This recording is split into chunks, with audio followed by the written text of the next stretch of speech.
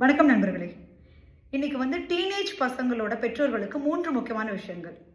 டீனேஜ்னா 13ல இருந்து 18 வயசு வரைக்கும் இருக்கிற பசங்க. முதல்ல நம்ம காலத்தோட ஒப்பிட்டு பேசுறது.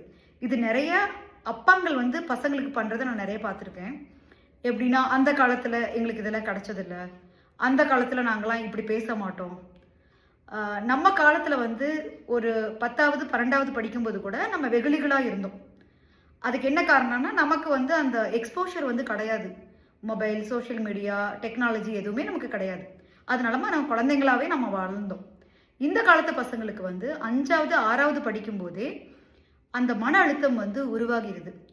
எப்படி டெக்னாலஜி எந்த அளவுக்கு அவங்களுக்கு உதவிகரமா இருக்குதோ, அதே அளவுக்கு டெக்னாலஜினால தேவையில்லாத விஷயங்கள் அவங்களுக்கு மன அழுத்தத்தை கொடுக்குது.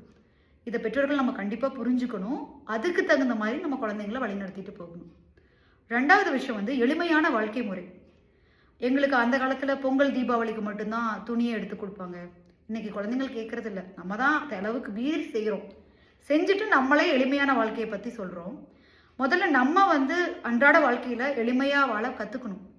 இன்னைக்கு ஒரு வசதி இருக்குது, ஒரு 40,000 ரூபா 50,000 ரூபா கொடுத்து ஒரு வாடகை வீட்டில் இருக்கிறோன்னா கூட, நாளைக்கு ஒரு சூழ்நிலை வரும்போது 15,000-20,000 ரூபா வாடகை வீட்டில் கூட எளிமையாக வாழ நம்மளை பழக்கிக்கணும். நம்மளோட குழந்தைகளுக்கும் அதை கற்றுக் கொடுக்கணும். இந்த மாதிரி விஷயங்கள்ல நம்ம அறிவுரை கூறுறதை விட வாழ்ந்து காட்டினோம்னாவே பசங்க புரிஞ்சுக்குவாங்க. 3வது ஒரு முக்கியமான விஷயம், பெற்றோர்களோட தொடுதல், பேரண்டல் டச்னு சொல்லுவாங்க. அது ரொம்ப ரொம்ப குழந்தைங்களுக்கு முக்கியம். இப்போ நம்ம ஒரு 9-10 வயசுல வரைக்கும் பார்த்தீங்கன்னா பசங்க ரொம்ப நம்மளோட ஒட்டிக்கிட்டே இருப்பாங்க. திடீர்னு அந்த 11-12 வயசுல கொஞ்சம் நம்மளை விட்டு அப்படியே விலகி போவாங்க. நம்ம என்ன நினைப்போம், நம்ம மாடர்ன் பேரண்டிங்கில் என்ன நினைப்போம்னா, ஸ்பேஸ் கொடுக்கலாம் அவங்களுக்கு. அப்போ ரொம்ப நம்மளை விட்டு விலகி போயிடுவாங்க. தனி ரூமு, தனி ஸ்பேஸு, தனி மொபைலு, அப்படி அவங்க அப்படியே போயிடுறாங்க. அது நம்ம பேரண்ட்ஸ் கொஞ்சம் அதுக்கு முயற்சி எடுத்து அவங்கள உள்ளே எடுத்துகிட்டு வரலாம்.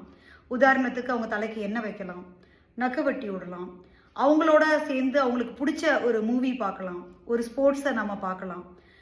அது இல்லாமல் 13 to 15 வயசு 16 வயசு பசங்களுக்கு நம்ம சாப்பாடும் எப்பயாவது ஊட்டி விடலாம். அதெல்லாம் தப்பு கிடையாது. இது நம்ம கலாச்சாரத்திலேயே குழந்தைங்களோட சேர்ந்து ஒட்டி உறவாடி நம்ம இருந்திருக்கிறோம்.